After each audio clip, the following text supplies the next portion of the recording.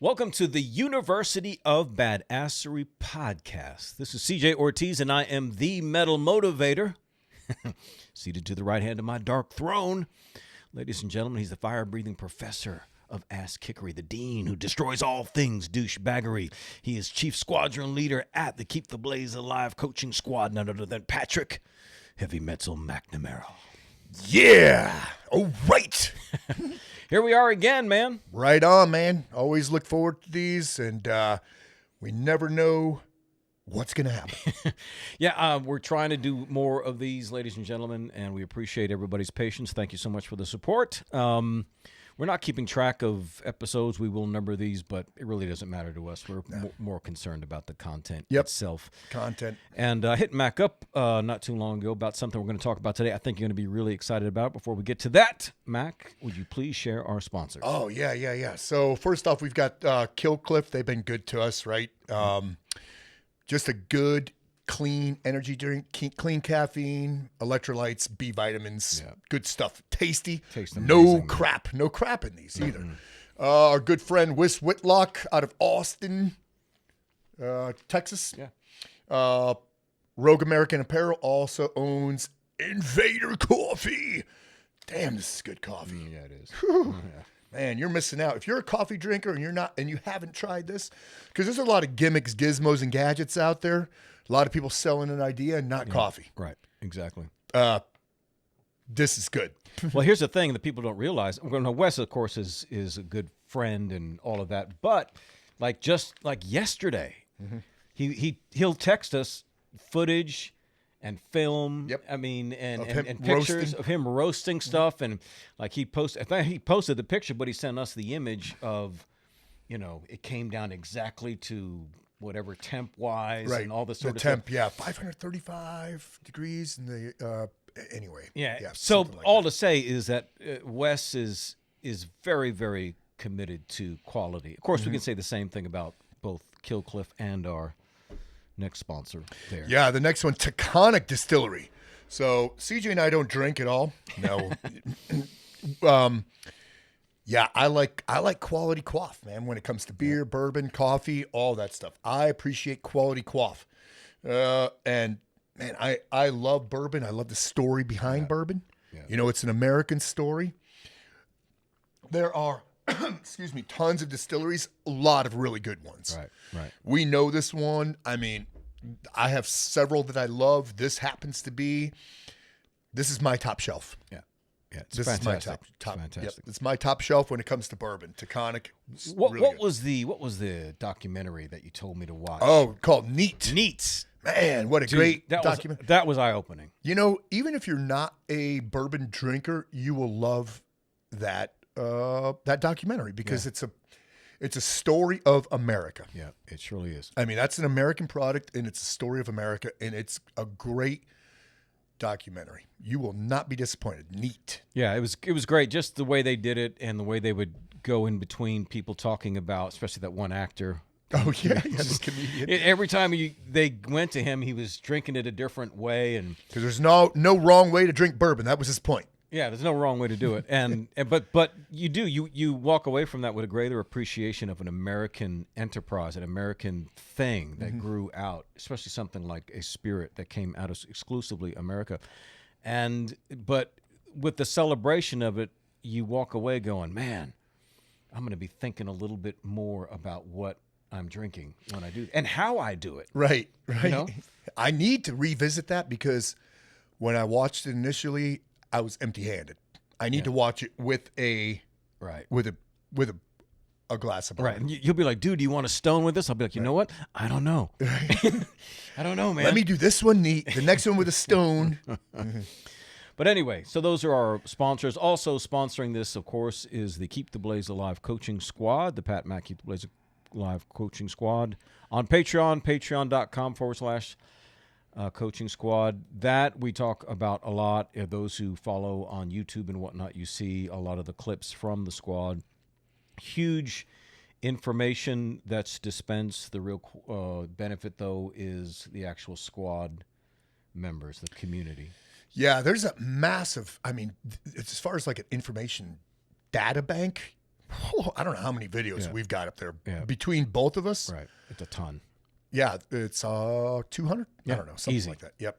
And then the knowledge base within the school. I mean, it's amazing. It's truly amazing. Very eclectic, knowledge all over the map from. I mean, you name it. Skill sets from left and right are it's super wide. Yeah. Even, people, I got a message from somebody the other day, and they said, listen, I'm not a military person or a police officer or first responder. Is the squad? I said, absolutely. Yeah. I would say that most of the members most of the members are military. They're not military or police or anything. LEO, right. Yep. We have those in there, and they're great, but they're not flashing their badges. Right, yeah. You know what I mean? Yeah, they don't come on a Zoom call with fast tech snaps and multicam. Yeah, like I think of like we got Doc Rem, for example, and he's an eye surgeon, right? Yep. But you wouldn't know it because he's posting his rucks with his wife and heavy metal clips, all kinds of cool stuff, and so it's just it's a private community on Facebook. I know people don't like Facebook social media, but if you're just if all you're doing is being on social media in order to be in this private community, and the reason why we chose Facebook is because it's just I don't want to add another app. Right. I want something that people are already on. It's easy to share photos, easy to keep a history of things and whatnot, easy for people to comment, communicate, message each other, all that kind of stuff. Yep. And it's private. And, me and Mac administrate that. And so there's no douchebaggery. There's no negativity. There's none of that stuff. We don't put up with that. Yeah, and you don't have to have a blown out of proportion Facebook account. I have I'm on there under a pseudonym. Yeah. And I have one friend, CJ. That's it. As far as Facebook friends go. So the only posts he sees are mine. So it's like he sees my dogs all the time. But I think the other thing about this is, which I think is really important, is that people, I'll see them make comments and ask questions on social media, things that they could easily go deep on with you face to face on a Zoom call, right, as we do for our tier 1, or you can ask on a private live stream.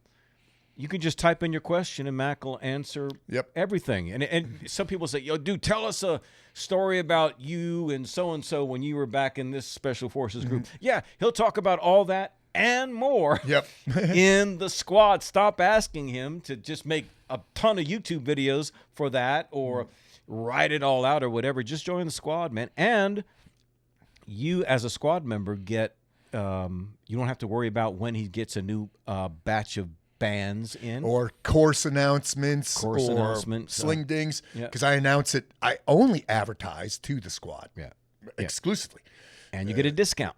And you get a discount. It's a squad discount. So keep the Blaze Alive Coaching Squad on Patreon. So patreon.com/coaching squad. All right. So there's something me and Mac have been talking about offline. So this is going to be a little bit of a inside look at some of our current a business meeting, if you can call it that. We were just talking in the kitchen a little while ago that it's really more you're more about the message. You're more about the mission, right? Not the vanity metrics of how many views or how popular you are on Instagram. Yeah, and I think, it's a slippery slope, right? If all that is on your mind is the views, monetization, and the cosmetics, you become, it's almost shallow. You know what I mean? It's you're living in an alternative reality. You are kind of selling your soul. Right. Yeah. I think people appreciate genuine and good, clean content. And if it doesn't send me into the ionosphere as far as views and likes and follows go, I don't care. I would rather have a positive influence on people of all backgrounds, all age groups, all races, sexes, that kind of leads into what we want to chat a little bit about today, because I think, again, people have only see you. It's like the old thing about the elephant. You know, if everybody's blind and they grab a hold of a portion of the elephant, you think that the part that you're holding is the sum total of the elephant. So the elephant is all a tail, all a tusk, all a snout or what have you. No, all of these things work together to make up what the whole elephant is. So when it comes to Mac, it's the same thing. People can kind of look at you and just see you only because of the combat strength training, only for the shooting stuff, that kind of thing, which are obviously a huge part of what you do. But you've got some demographics that are really important to you. One of them that has become more and more the case, especially since Basic Dude Stuff started, was kids. Kids, yeah, man. I get a little verklempt thinking about it. I get a little emotional because it was unintended. I didn't know, nor was I targeting that demographic. Right. But when I saw the responses and the interest from, younger viewers, I realized, oh my God, I have an obligation. Yeah. I mean, I felt like I had an obligation before to put out cool content without it being canned or rehearsed, just good, clean content. Now I had to really focus on making sure that it was clean, that it was not just kid essential, kid friendly, but that it was kid appropriate. That it's very kid appropriate. So that has become a driving force. That's become a motivational force for me. Well, how often, because you tell me this all the time, do you receive from parents? Man, this morning, sometimes it's single moms, single dads that will send me notes, but every day I'll get something from a parent or from a parent sending me a video of their kid, small child, doing demonstrating basic dude stuff. Great. And it's like making your bed, basic dude stuff. And I always say basic dude stuff it knows no gender, no age. Right. So it's not basic kid stuff. It's not basic girl stuff, chick stuff, athlete stuff, mom stuff, dad stuff. No, it's just all basic dude stuff. Right. As CJ says, stop being an echo. Be a voice. Yeah, stop that copy and paste, man. It's all basic. Just saying basic dude stuff, it's okay. Yeah. It's okay. Yeah. You don't need to try to replicate it and put a different spin on it. It's all basic dude stuff. But I'm very honored and I was surprised too. Wow, all these kids. So it's been on my mind more, and it's been a good portion of what drives me and of my focus. Yeah.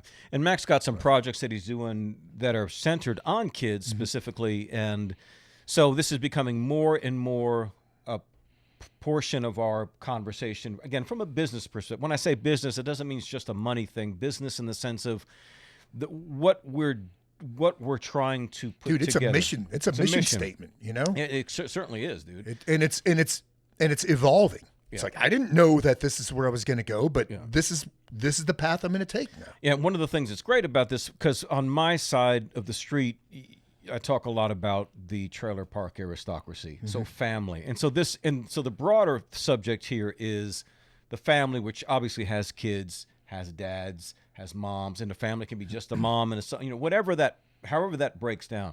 But the family unit itself is such an important part of society. Obviously, you place a great deal of emphasis on your family. We're going to talk more about that, have you kind of, share your own situation and what have you. But this is becoming more and more of a central subject because we see in the culture and politically almost a war being waged against it. It's almost for you to talk about family or kids or something it's almost like that. Taboo. Yeah, it's almost taboo. Yeah, which is an absolute. It's a shame. It's criminal. Yeah, it is criminal. Yeah. So I asked Mac the other day to watch a documentary. A number of years ago, in my own motivational stuff, I did a series on Mr. Rogers and the meaning of success. And because I often tell people the shorthand for the metal motivation thing is it's like Tony Robbins meets Metallica, right? So people can understand that, right? But I said, but in actuality, it's more like Mr. Rogers meets Metallica. Right. And the reason being, as we'll discuss here, is because of it's more, in other words, it's more than just me motivating you to do your personal best. There's a larger mission here that encompasses our kids, our money, our job, the totality of life. So it's totalism. Yep. Right? It's comprehensive in that regard. And so I wanted Mac to watch this documentary because I feel like we're in the same place. Damn. Yeah, man. Socially that Mr. Rogers was in. Yep. In the 1960s. I mean, talk about the parallels, you know, in the late, you know, because when he got started with the project that he's most famous for, that was late 60s. Right. You know, Mr. Rogers' Neighborhood. And those were tumultuous times. Yeah. There was massive racial division. There was war. There was political conflict. Assassination. He did an episode on assassination. Yeah. So now we have basically the same thing going on. But what I see now, to me, it's... Oh, it makes that look like kindergarten. Yep. And that's the thing, is when he came about, you have to also consider that what was changing, women were starting to leave the home for the workplace. And then TV itself was growing. Yeah, it wasn't necessarily in its infancy. We're at a point now, you know, late 60s, where most people had a TV in their home. Right. You know, it wasn't like the 50s where, you know, every other family would have so one. kids are getting a lot of input from a screen. Right, from a screen. And it's new in the American experience. So it's becoming the new babysitter. Yep. And so a lot of kids and so he would look at all the stuff that was coming across TV at that time, which we consider innocent. Yep. And he said, this is not good for kids. You're not dealing with their fears, with their questions about all of this craziness happening in the world. And again, like we just said, jump to today and screens. There's screens everywhere. Ugh. They have their own screens. Now it's sickening now. You know, back then, I think the big difference was because you and I can remember as far back as the 60s. Yeah, me too. Born in 65. I can remember late 60s. One TV in the house, and it wasn't on all the time. But when it was on, we were pretty much all in the living room. Yeah. So we all got a dose of the news, Right. you know, or a sports game that was on. We all got doses of it, and we really didn't understand it, except, you know, we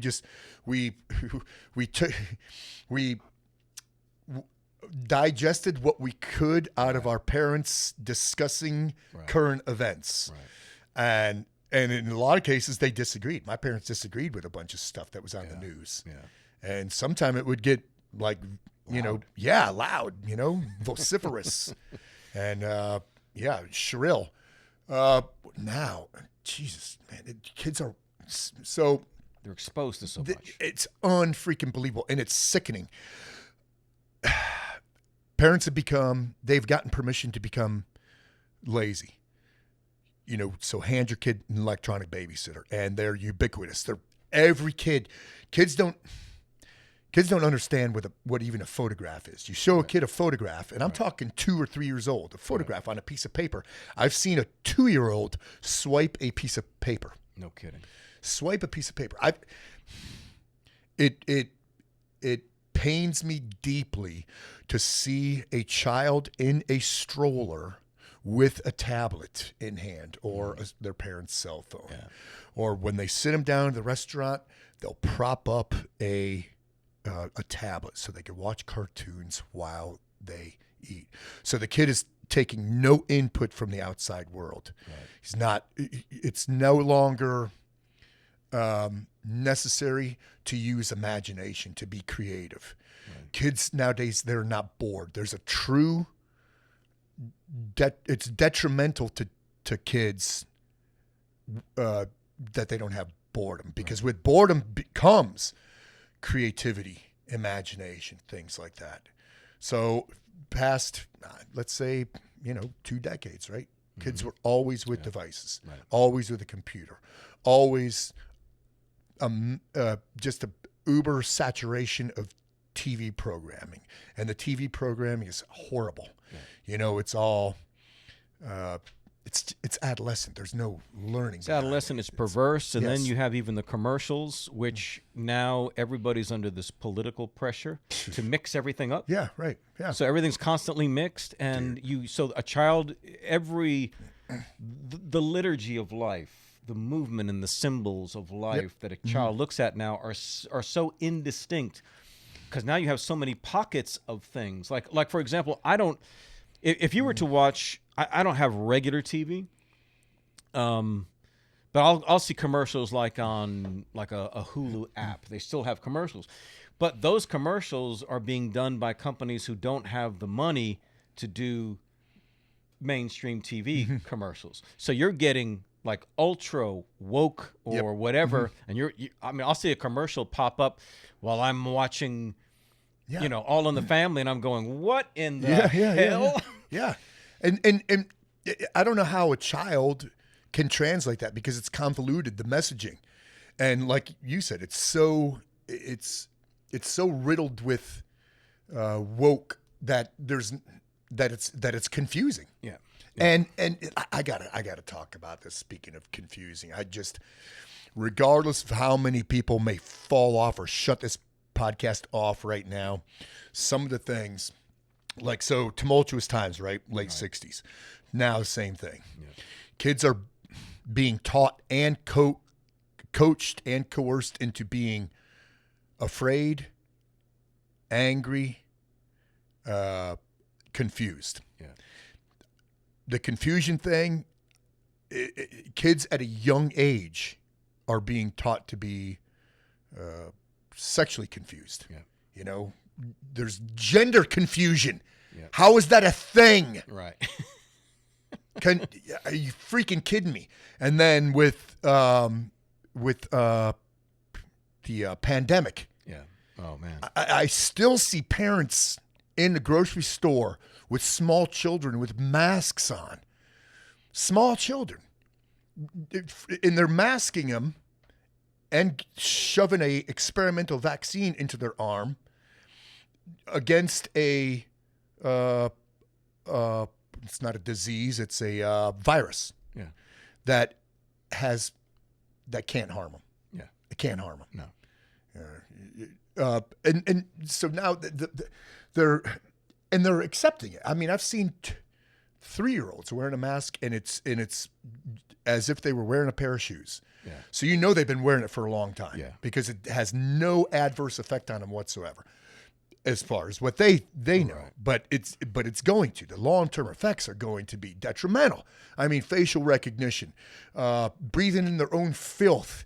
They can't. Their speech patterns are going to be adversely affected because they can't read lips. They can't enunciate the right way. And then, man, and the big thing too is kids are supposed to get sick. Yeah. They're supposed to get sick. Right. They're supposed to fall down. Now they're all bubble wrapped. Yeah. Yeah. They're all bubble wrapped. Yeah. Yeah. It's man. I feel for the youth of today, tomorrow. Yeah. I feel for them, and I want to be there for them. It's not their fault. Right. They're not at fault. It's not their fault. So parents are doing this to them, and I know it's only a select few, right? It's only a select few, but unfortunately, yes, that few is a pretty big number. But there's also the crumbs that fall from the table. Right. So you still get the afterglow. You still get this stuff seeping through into everybody's home. And it's not like what we're suggesting is, hey, Mac, create some videos to reach these woke, whatever you want to call these kind of parents. It's really not that. It's really more reinforcing the value system that good families are already teaching their kids who talk about basic dude stuff in their homes. And so we're hoping that trickle effect is going to happen, and those families will be able to empower. And it's the only thing we can do, because if you're here, and this is a big deal. you know, Mac and I talk politics offline. We try not to fill, obviously, the airwaves with it because it's such a divisive issue.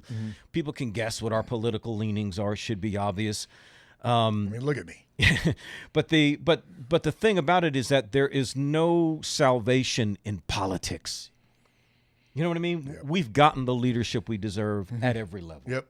You know, some of the people that are the biggest, you know, anti-Democrat, hate big government, whatever, are just as much financing their life in debt as the government they criticize is. You know what I mean? Yep. It's there's a hypocrisy there. Oh. The point being is that it's not a political solution here. It's an education solution, not from institutions, but kind of like Morpheus in the Matrix. We're just kind of, you know, moving through the sewers in our submarine, pulling people from. But we're not purposely navigating it. We're just gonna do what we keep doing. Yeah. You know, putting out good, clean, wholesome, genuine content. Right. It's not like, you know, that's it's a point that we have to navigate to. It's just that's what we're doing. Let's drive more of the focus in that direction. Right. So, but recognizing that, much the same as Fred Rogers, Mr. Rogers saw during his time, he realized these kids needed answers. Yeah. They needed someone to help dispel the confusion, something to help calm their fears. And so the pace and everything that he did was completely devoted to helping these kids. Now, in our case, and with what Mac's going to do, it's not so much that. It's a little bit different because Mac doesn't have, you know, channel 13. He's just got to put it out there and hope that it makes its way. But like you said, you know, there are parents who are writing in and sharing with you what their kids are producing to mimic the Basic Dude Stuff video. So it is just in the way that you've done it now, which is not high tech. Nope. And I'm just gonna stick with that format. I don't need to get fancy with it. Yeah. You know, I'm just gonna stick with it because it's working right now. It's working, and it's having a positive effect on kids. Right. It's having a positive. You know, and one of the things, I forget how it was said in that "Won't You Be My Neighbor" documentary, but I know I still have a lot of this. I still own a lot of this. I've never forgot what it means to be a kid. Yeah. I could still remember my childhood. I still have a lot of 5-year-old kid in me. For sure. So I've never forgotten. A lot of us, you know, as we get older, we get a little grumbly, bumbly, and we lose our youth. Yeah. I'm not talking youth, 25-year-old, you know, but we've lost the youth as far as innocence goes, as far as creativity, imagination, daydreaming, curiosity, all that stuff. I have never lost that. So I in a lot of like you saw me today filming that a cicada show. I look through the lens of a 5-year-old child when I'm doing something like that. Yeah. That's what I'm, instead of lenses with that are shit covered, which a lot of people do now. Sure. I'm still looking through the lens of a 5-year-old. Yeah. You know, because I spend a lot of time with you, I see a lot of that emphasis, you know, in your life. Not too long ago, we were at the pub sitting outside, and there was a little girl who came up that you and Rebecca have interacted with a great deal. And, you know, Rebecca will let her just, you know, draw on her skin, give her more tattoos and all that sort of thing. And do little drawing lessons right there at the table. And she was talking to you about the trip she had just been on to, like Yellowstone Park or something like that. But what did the parents say about? Yeah, 18 hours in the car, no electronics. No electronics. I was like, damn, good for you. I said, what'd she do? Well, she had puzzles, she had coloring books, she had drawing pads, she had all this stuff, and she was completely entertained. And they did license plates. Yeah. You know, remember? I mean, we all did that. Sure. You know, you look at terrain, you're pointing stuff out in the car. Yeah. You're interacting with one another while you travel, man. And kids nowadays, they will drive across town And every vehicle, it seems like every vehicle I see, every SUV has a TV right in the kid's face. Right. Right. And cars are built with them. They're all built with them. All SUVs and minivans are all built with the, behind the seat TV. So the kids don't have to look out the window. They don't have to be curious. Right. Right. Just let me look right at that screen. And so, I got to chat a little bit with her and watch her mainly interact. She was very, very comfortable with adults. Mm-hmm. Yeah. And she was asking questions. She was answering questions. She's young. She's what, 3? That Yeah. kid? Something like that? She was articulate. Yep. Mm-hmm. So you could see the net effect of just the very simple way they were raising. She was unafraid of being, her family was across the patio. Yep. She was completely away from, I mean, they know you guys, and Right. so they knew where she was. It was a good group right there. And Yeah. let me throw this one in real quick.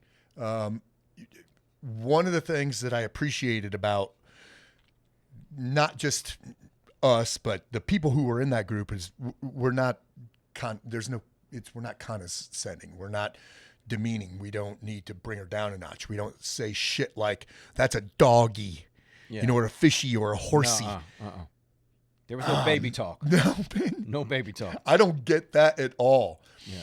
I mean, I've been in groups of people and they say, that's a doggy. I say, actually, that's a dog. Yeah. Yep. It's a dog. There's no word doggy. Yeah, you don't I have mean, to- unless you're talking doggy style. It's not a doggy. It's Yeah. not a fishy. No. No, birdie. Yep. Yep. I don't have to talk with a high voice. I talk to her like she's little girl. Talk to her like she's a freaking human being. Yeah. Because that's what she is. She's a little person. And they do recognize that they're being treated that way. Yep. You know what I mean? And it helps them to bring things up to, the next level. And so this kid's going to grow. And that's great hope. And so what we want to do, it's not just going out there and trying to reach a bunch of people who we know are already resistant. Mm-hmm. It's these kind of people who are already doing their best Yes. to do right and saying, let's help give them even more resources so that we can strengthen the base. We just need to kind of shore things up and circle the wagons a little bit so that we can strengthen where things are, because So we're not stirring the pot. no, this is not about being controversial. Leave that to the social media people who want to do that and go to the protest and put cameras in front of anti-this protesters or what have you. No, this is about strengthening the base, giving the people who are already doing the right things and want to do more. One of the things I learned a long time ago in my own media stuff was that the reason why people subscribe to magazines oftentimes, it's not because they learn something new, right, in every issue of the magazine. Your dad got Car and Driver for 15 years. He got Guns and Ammo for 15 years, whatever. It's not that he learns something new in each issue of the magazine. It's that the magazine reinforces his values. Right. Right. I mean, it reinforces his beliefs, his loves, his interests, and all this sort of thing. And that's why people subscribe to something. Following you on Instagram or YouTube, because it's reinforcing something sure, it's inspiring, it's motivating. You're going to get some tips on what to do in your driveway gym or what have you. But more than anything, they love the idea behind you. You know what I mean? And that's something that I think is really important. Something my son Joe is over here off camera. He and I talk a lot about when it comes to you is what's the big idea? You know what I mean? Yep. Because without it, we said this a little while ago while we were filming outside, what you see these big social media influencers and the pressure they're under. Yeah, right. They're on the hamster wheel. To stay relevant. To stay relevant, you got to keep putting stuff out. So you got to get crazier and crazier and crazier to entertain, to get vanity metrics, to monetize it so that you can have a career. But that's what we meant earlier about this being mission driven. Yep. Is that this is more than just being on the hamster wheel of content creation. It's intentional to empower and equip others to advance this cause, man. I'm all about it. I'm excited. It's dying. I mean, the world we love has been under attack. There are people who awake every morning and the agenda on their mind is to undo everything you and I and probably 99% of those listening to us right now believe in. Yeah, and most of what people are seeing, reading, hearing is artificial. Yeah. It's not that bad. It really isn't. Uh-uh. A lot of it is just it's fabricated because there's such a massive amount of this mass media. Like in Mr. Rogers' case, he wanted to exploit mass media. That meant one TV in everybody's household. Right. Nowadays, mass media, dude. I mean, just in this household, we have 1, 2, 3, 4, probably 4 computers. Right. We only have one, 2 kids have got a TV, but Rebecca and I only need one. We don't need one in the bedroom or anything like that. But then everybody's got a device. Yeah. So it's everywhere. You know, everybody. It's mass media now is mass media. Yeah. Yeah. It's you can't escape it. No, and then if you look for solitude, somebody's going to sit down next to you with their cell phone or something blaring, and now you have to enjoy it through peripheral listening. Yeah. Well, you know, it's like or ignore it. You know, we mentioned earlier we are intentionally not overly political because that's not where the solution lies. And so what is the solution to the ever expansion of government outreach? Well, you have to strengthen self-government. Yeah. It's easy. No, it's funny because we can say self-government all day long because the algorithm hasn't been programmed yet to pick up on that. Right. Not realizing that that's really the most threatening term. Yes. They're looking for Democrat, conservative, COVID, vaccine, looking for all the buzzwords. But what we're saying is, no, we're going to keep strengthening self-sufficiency, self-reliance, self-government. And you can even do that to somebody who's a government political junkie. Right.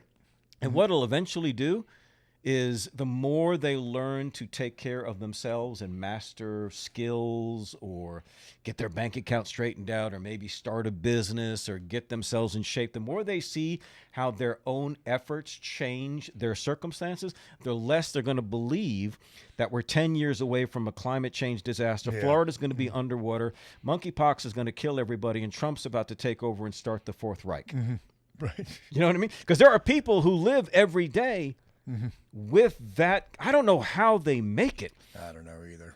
But if they can be empowered to be more self-sufficient, you're giving them basically new glasses to look through, and they'll start to see the cracks in the stuff that they used to imbibe as truth.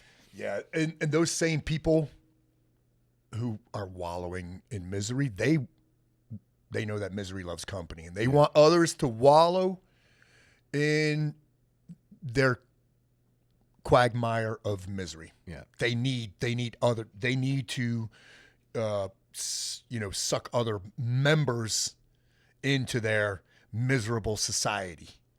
So would you say, Mac, that you have a philosophy of the family, a belief about the family? What's the outlook? Because you came from the Northeast, kind of the Roman Catholic kind of tradition where family is obviously important. You've told me a lot about your mom and your dad and whatnot. But, I mean, growing up, did you see family as something you had to escape? Was it, a lot of kids of our generation were like that. Get out of the house at 18 and...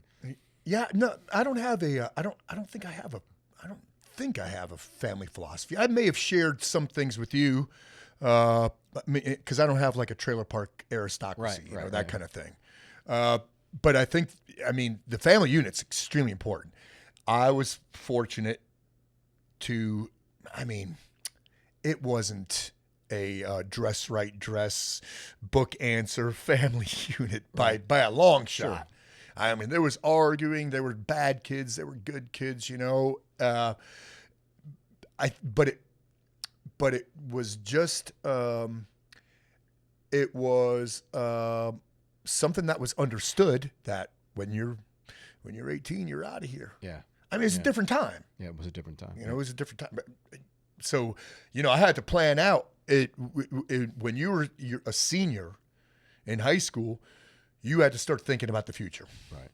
Yep. You had to start thinking about that being self-governed. Right. Because I didn't know anybody who just stayed at home. Right. Everybody left the nest.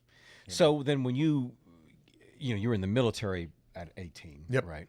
But so then what was your outlook on like getting married? It's like some guys are just like, well, I don't want to get married. I just want to play the field and be the bachelor and do whatever.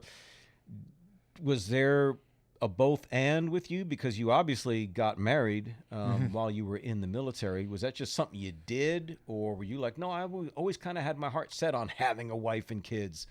Yeah, I think that just a part of the fabric of who I am. Right.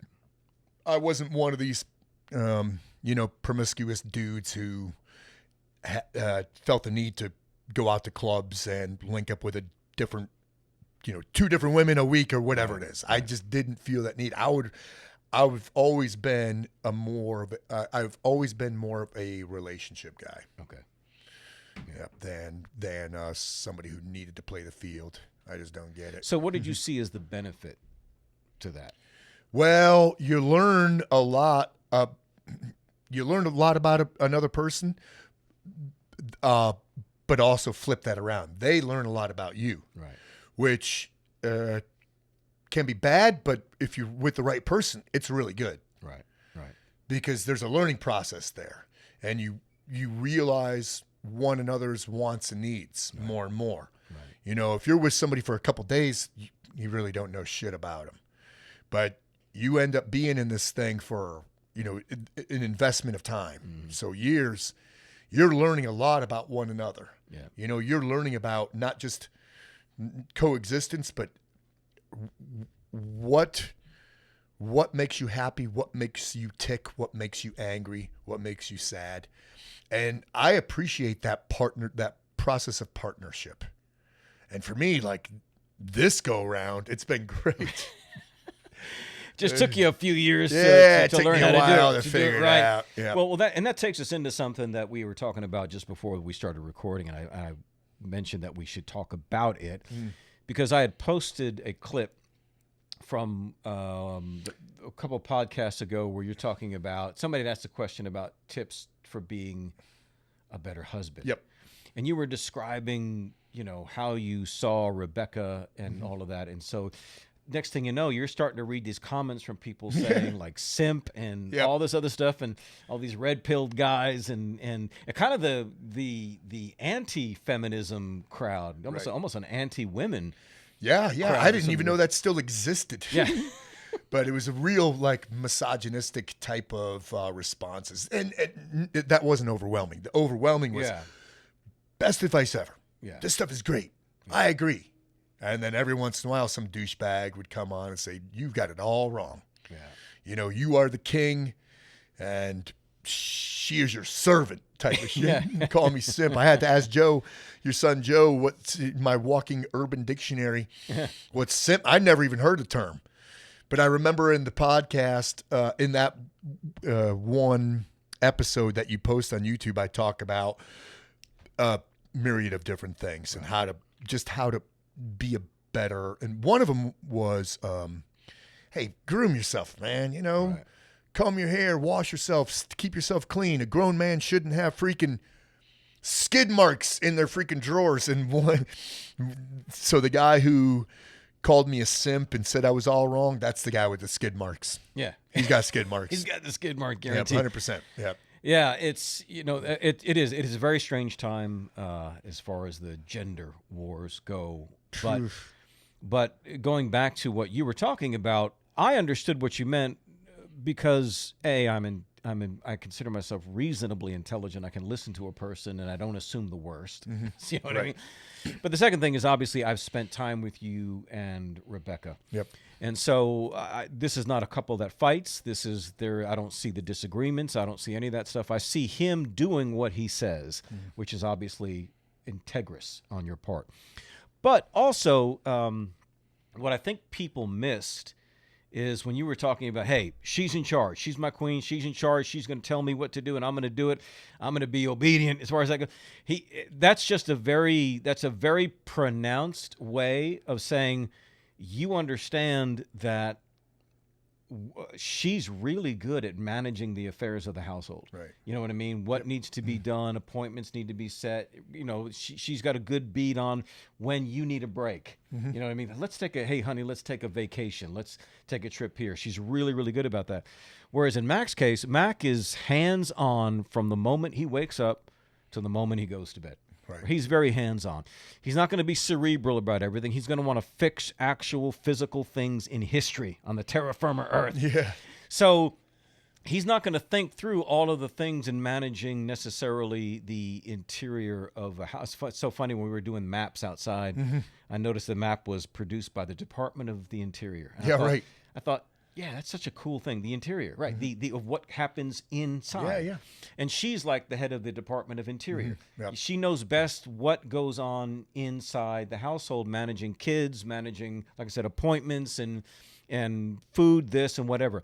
But that just means, okay, well, if that's her gift, you know what I mean? Then you're going to say, all right, well, then let me hear from her what she wants to see done. I just want her to know I'm going to take care of that. Yep. And that she never has to work, because you know what the norm is?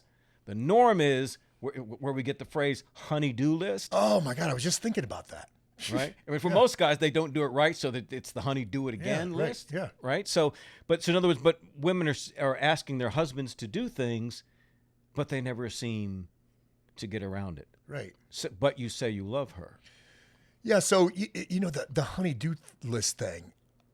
There's so many of these they're not random, these cliches like honey-do list, man cave, happy wife, happy life. I despise all of those. Yeah. So who makes my honey-do list? I make that. Right. That's my refrigerator list. Yeah. I make it. So I'm proactive about it. And as far as me saying, Rebecca's my queen, I will do what she asks, she's not demanding, nor is she a dictator. It doesn't freaking happen a lot. No. You know, so I mean, like I could bring her in right here, put her in your chair, and ask her those same questions that I asked you. Right. Yeah, I could say tips for being a better wife. Right. And it would sound the complete. It's just like you. Just She would refer to you as the king. She wouldn't say anything like you were saying, and that's the reason why it works. Yep. Is because you both believe the best of each other. But you know, I mean, this is YouTube. This is the sewer of social media. It's the sewer of social media. Yeah. You know, I mean, we work with the coaching squad. We work with a lot of people. The people that are in the coaching squad and the people that we have the most interaction with content-wise are people we know by name. Right. People we've eaten dinner with, right? Spent time with. And, you know, you have then strangers coming in and making comments on, you know, sound bites. Yeah. It was so funny. This is unrelated, but there was somebody who wrote, I think yesterday, they said, hey, putting out the whole episode of the podcast is basic dude stuff. And I'm thinking, dude, it's right there in the link description. Right, it's right there. And not being a lazy bastard is also basic dude stuff. Just look it up. It's funny because before that somebody had said, when I first posted the University of Badassery on your channel as opposed to the University of Badassery, one of the first things somebody said was, you know, it would be a good idea is if you post clips like Joe Rogan does. I'm like, we're already going to do that. Yes. It's like, hold on, guys. All right, we're going to get there. You know what I mean? We're going to get there. But it's just funny to me how, you know, from social media, you get a good bead on kind of what everybody's thinking, and you realize, wow, I mean, there are more problems here in relation to gender and relationships than we originally thought, that there was this much animosity. Yeah, you know, it was probably not quite a year ago, like when I put out a basic dude stuff video. I even got it on my notepad, just a shortcut. Preemptive strikes on douchebaggery. Right. I'll put that in the notes because I'll watch. All right, I'm like, this is pretty good. This is good information. It's fun. It's innocent. It's genuine. It's clean. People are going to have issues with it. Let me forecast what the issues are. Right. Let me look, and I'll say, all right, somebody's going to find fault with this. Somebody's going to find fault with that, and I'll write it in the notes. Right. So that it's that preemptive strike on douchebaggery. So no matter what they say, I've covered that too. It's in the notes. I've got you. I remember we were talking about that one time. I think it was with Dutch, and Dutch was like, "Well, it doesn't really matter." You're like, "Well, you're right. It doesn't matter, but it's kind of like a goal of mine just to see how much I can actually limit it, just to see if I could see this through the eyes of a douchebag. Right? Can I watch a BDS vid and see it through the eyes of somebody who is unhappy? Who's unhappy? Yeah. Because the people who write snarky shit, they're unhappy. Yeah. That's an indicator. Yeah. I'm sitting at home by myself. I liked everything about this video except for this one part, and I'm gonna nickel and dime you to death over this one little clip right here. I know who you are based on these 3 seconds. Right. Yeah. I know everything about you based on these 3 seconds. Yeah. And I banish you. I'm going to excommunicate you because you're. Yeah. I mean, and ultimately, I mean, it doesn't matter. It's not like we sit around and think about this stuff all the time. Like I said, it's an indicator of just where things are, because these are the people who are actually producing content and that are viewing it. So, how are they looking at things? And again, it's not, for a lot of that, I don't even, Joe, is red pilled the right word for people who are of that bent about the simp stuff? And Red is that Black pill, depends on how. red? Okay, whatever pill they're taking, doesn't matter. You're not talking Matrix red blue pill. Well, I mean, it's from that, Right, but that right, means, in right, other right. words, if you take the red pill, you've been awakened to right. whatever, And in this regard, it's They take the woke pill. Yeah, they took the other kind of woke pill where The other kind. that Right? women are out for this, out for this, out for that, and that's it. Yep. So you should never get married. You should never do this. You should never do that. And now I have faith-based stuff in my background, and so going into relationships and having kids and doing all that we do a lot of the meaning is derived from that belief system. And so I'm not going to do like what the Bible says, be unequally yoked. Right? It says don't be unequally yoked. Yeah, right. So you don't want. Yep. You have to be 2 oxes of the same size and stature. Yep. Otherwise, you got one left, one right, one behind, one front, one high, one low. yeah. So you can't have these. You can't just like a person or think she's beautiful or he's handsome or whatever, and not be copacetic and in agreement on the primary tenets of what you guys believe in. And I kind of feel for people whose worldview is informed from just public education and what they've seen on the news, because or entertainment. Because God forbid, if Madison Avenue or Hollywood or CNN is where you get your view of what the family is, what's important, how you understand things. So I think that kind of feeds in, because people are not discerning necessarily. They weren't raised like, most guys. I've yet to meet the guy who was raised and taught how to be a good father, how to be a good husband. Right. Back in our day, girls grew up with their heads soaked in Harlequin romance. Yep. Guys grew up with their heads soaked in Playboy. Yep. Both bring unrealistic expectations to a relationship, right? And it's like God saying, well, this should be fun. You know what I mean? What happens to them? But I think I think for the most part, guys don't. We think about what we're going to do, our career. I'm going to be a fireman, football player, cowboy. They don't do that anymore. Okay, well, I'm going to be this. But, for a girl will grow up being, again, painting with a broad brush. Here, Yes. Okay? Yeah, I got it. You have to explain it. Yeah, yes, I heard explained it for that one commenter out there. But they grow up, they're attracted to chick flicks, right? And what's a chick flick? Hallmark Channel, right? The relationship is restored in the end, right? A guy movie. It's complete opposite. There's no relationship restored. There's a bad guy killed. There's flames and explosions. Right? It's guys with their trucks when they're kids. Girls are playing with teapots and all that kind of stuff. There's a basic distinction, but these two things actually work together, because I don't want to be with a masculine woman. Right. You know what I mean? I like men like the femininity, just like women like the masculinity. You know, so you may not have, as a little boy, want to sit down at the tea party with your sister or something like that, but you don't mind coming into the house, you know, after the day, and there's a smell of potpourri and spaghetti sauce, Correct. and flowers on the table, Yep. and pretty pictures on the wall, Candles lit. Candles, Yep. and ain't nothing on but the radio. Yeah, right. So, you know, there's that. So we can celebrate those things, and we don't have to play gotcha Right. culture between the sexes and all of these things. Now, again, that may mean it takes Sherlock Holmes and a team of hound dogs for you to find the right man, find the right woman. But I think personally it's worth it. I'm a monogamous dude. Yep. Same. I know how to be a husband and a father. Yep. And I don't see anything greater than that. I don't see being a playboy or a player or a gigolo or as of any value Yeah. whatsoever. Nope. No, I agree 100% on, because I'm the same way. I'm monogamous and a family dude.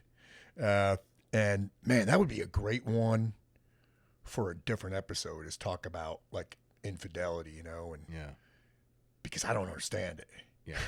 Yeah. I mean, why? Right. I mean, man, you know, is it really worth it? There's no way it could be worth it. No.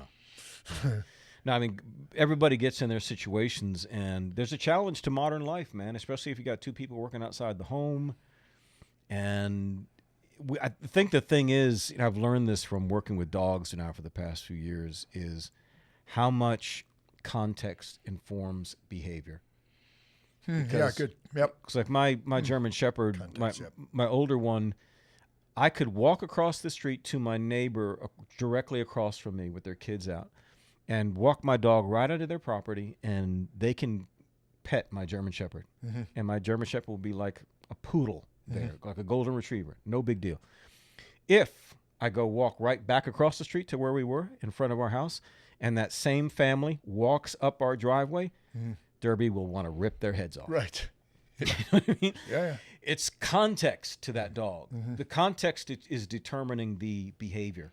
And if you're constantly structuring the context of your life and work and everything to make it yourself susceptible to temptation, susceptible to all of these other things, then you know where the problem is. It's not just avoiding the infidelity. It's stop creating things that create all of these transgressions for her or for you.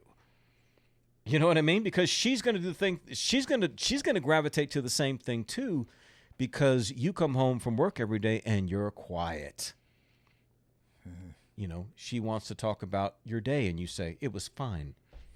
You're going to have to give her a little bit more than that, because Just a little bit more. she's been talking to 5-year-olds all day, Yep, all day, right. bro. You know what I mean? She wants to have that adult conversation. She wants to know she's included in your life and all these sorts of things, and learn how. I think you said this in that Tips for a Better Husband. You need to be interested in certain things, whether you like it Right. or not. Yep. It's just part of. And I didn't mean feign interest, you know. Yeah. Just be interested. Be interested. It's You know, like listen, absorb and then be a part of that conversation. You know, offer some feedback, or, you know, a witty anecdote that relates. Yeah, it's important I stuff. guess she's man. probably doing it for them. Yep. You know what I mean? Yeah. Like if, your daughter Cyan or my daughter Christina, if, when they're little and they, 3 years old or something, and they set up a little table with teapots and all that stuff, and they say, Daddy, come sit and have tea. What are you going to tell them? Right. You're going to tell them, no, I don't do that. Right. No, you're going to sit your ass That down. stuff's for girls. And you're going to pretend that empty cup is full of the best tea Yep. you've ever tasted, and she's going to do the worst job of serving you and get distracted, but you're going to act like it's the best service Best thing ever. you ever had. Yep. It's the things we do for those that we love and care about. But you're a simp. That's right. I'm a simp. If you I'm a do simp. things that you love and care about. Listen, asshole, you don't have it all figured out. You know what I mean? It's these are the things that have made for strong families for so long, and we can't. We'll close with this, but we can't just reduce everything that we're trying to say here to a single demographic, a single message. We're just trying to reinforce, be that magazine subscription, that reinforces their value system and, helps them to be that better husband, be that better wife, that better father, that better friend, that better worker, that better everything, and get in better shape, better this, better that, better that. It's self-improvement, man. But it's totality. It's totalism. And even though I've been trying real hard, Mac, not to talk so much on these podcasts because people get all upset if I talk too much. Really? Yeah, Dude, you got a great gift of oratory, man. I'd rather just sit back and listen and chime in every once in a while. Well, I mean, I think they would obviously love to hear a lot of your stories and stuff, which you do in the squad. Yeah, right. I do that there. But, nobody supports me more in the stuff that I do in this than Mac does. And so, it's a both way thing, but I understand, that you're the anchor for a lot of this, and you're able to embody a lot of these ideals. And I think it's important that, especially now we know that how many young people, kids, how many young soldiers, people going, do you hear from? Wow, man, it's off the charts, and them asking for advice, for career advice, for marital advice, for, it could be like they're caught in some kind of addiction, or it's all the time. Yeah. Yep. Get a lot of thank you notes too. Yeah. A lot of those. Yeah. Which I appreciate them, and I keep them. Yeah. I keep them in files. Yeah. Yeah. I'll see screenshots of the things that people will send Mac. I don't read them. Yeah, we don't need to read them. But he They're just shows there. it's just long gray blocks of paragraphs. Yep. These are not short little notes. So I feel for you, dude, because that's a lot that you have to wade through. And let me just say this just as a note to people. Whether you're not just for the stuff you might send to a Mac, but you send to anybody, please break up your paragraphs. Right. Yes. Break up your paragraphs. Yeah. Go a sentence or two, paragraph. Sentence or two, paragraph, because it makes it a lot easier for people to read and spell correctly and pay attention to grammar. Right. And punctuation is important too, because then you know when the end of a sentence is. Yeah. Yeah. And don't finish a sentence with a preposition unless you have to. Right. Yeah. Yeah, you'll get that if you think about it. Anyway, dude, thank you for the discussion. Man, we'll talk more about these. I'd love to talk about that, the relationship stuff, the infidelity, and and that'd be a cool one. Yeah. Just as a note, we may have talked about this in a podcast previously, but one of the things I'd love, again, going back to my faith days, is we talk about the 10 commandments, thou shalt not, and whatever. Like, thou shalt not commit adultery is one of the big 10. Yep. It's one of the big 10. But that doesn't mean just don't commit adultery. Oh, right. Yeah. It also means bring her flowers or whatever. You know what I mean? In other words, it's not just avoiding the things. You don't want to go through life and say to your other half, well, I never cheated on you. I never cheated on. Yeah, I mean, you want. There you go. Like what you did this on a recent Basic Dude stuff, right? You talking about flowers. Yep. What did you say? I said flowers for bride. When? Whenever. Yeah. I don't need the calendar or Hallmark to tell me when I'm supposed to get flowers for my bride. Yeah. You walk past, because I'll just and I don't think to myself, as I'm in the grocery store or something, I'll look at them, because and if I see one that stands out, I'll think, I bet Rebecca will like that right there. I bet she'll like those. These look nice. They bring color and warmth to a cloudy day, for instance. Right. Or these look happy on a day that it might be somber. Yeah. These look warm on a cold day. These look colorful on a cloudy day. That kind of thing. But yeah, whenever.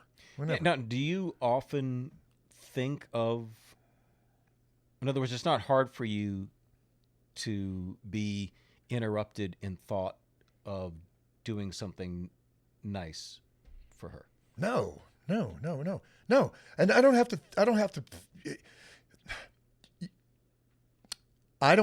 to there's no guilt in it, like, man, I haven't done anything nice for my wife in a while. Like somebody has to nobody has to remind me, hey, when's the last time you did something nice for your wife? Nobody has to remind me. I don't want to be guilted into it. No, I want it. And it's not because of that dumbass cliche, happy wife, happy life. Right. Dude, that's so lame. Yeah. Oh, it's so lame. Yeah. See, that is controlling. Yes. The guy who says that is the guy who fears his wife. Yeah, exactly. No. It's, as in anything, you want to become what you say. Right. You don't want it to be just rhetoric, something whatever. You want to literally be that. And so that my wife is happy because not only do I treat her well, but I'm just a decent dude around her. Yeah. So she's happy. And then when people say shit like, well, most women are just miserable. Because somebody said that on a post, Yeah, most women you can't please. Well, it's your fault because you chose poorly.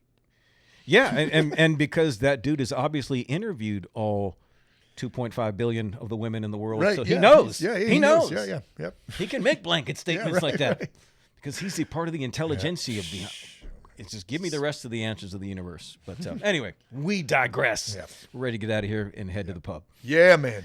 So thank you again to our sponsors, Taconic, Killcliff, and Invader, and to the Pat Mac Keep the Blaze Alive Coaching Squad. Please join us there, patreon.com/coaching squad, and that is all we have to say. Yeah. And remember, whatever you do, don't suck. metal up.